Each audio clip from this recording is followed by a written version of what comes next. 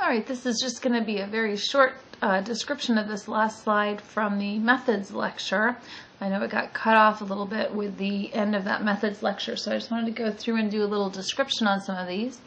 Now, just so that we're 100% clear here, I do not want you to memorize all of these different kinds of stains and all of these different kinds of dyes. This is meant to be a bunch of examples to help you feel comfortable with using terms like simple staining or differential staining or special staining or negative staining and positive staining and a basic dye and acidic dye, and how if you saw or heard a description of one of these processes, you should be able to use those terms. You should be able to recognize if this is positive staining or negative staining or differential stain, etc. So let's look at some of these examples. Here on the left-hand side here, this is crystal violet. And crystal violet, as you can see in this picture, is staining the bacteria purple and leaving the background clear. Well, that means it's a positive staining process because the bacteria are colored on the clear background. Also, it's a basic dye because it is attaching to the bacteria itself. And it's also a simple staining process. You're just using one dye. So you could say that this is positive staining using a basic dye in a simple staining process. If we look at the middle here, on the top we're looking at a gram stain. The gram stain uses two different dyes. Both of those dyes are basic. In other words, they do stain the bacteria and leave the background clear. So they're both doing positive staining.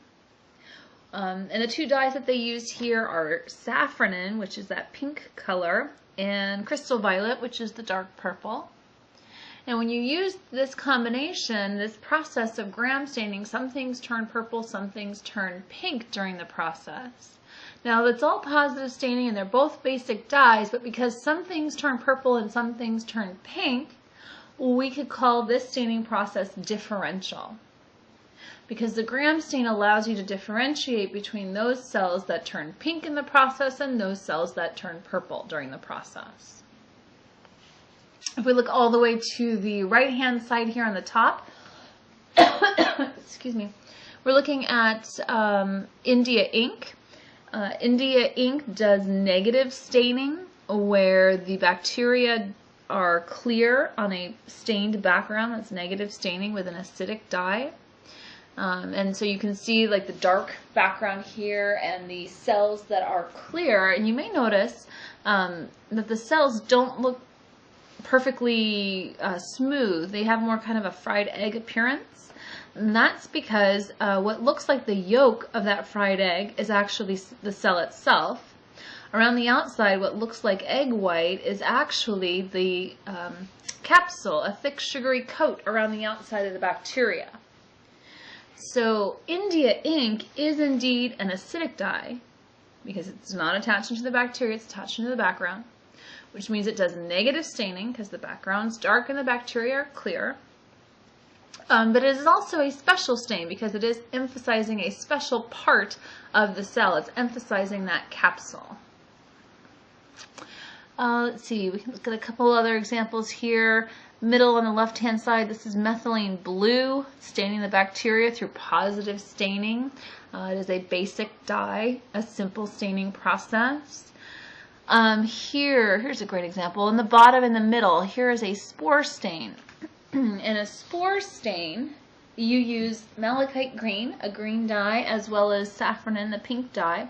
You use those two together, and during that process, some parts of the cells turn red, most of the cells turn red, and the spore turns green.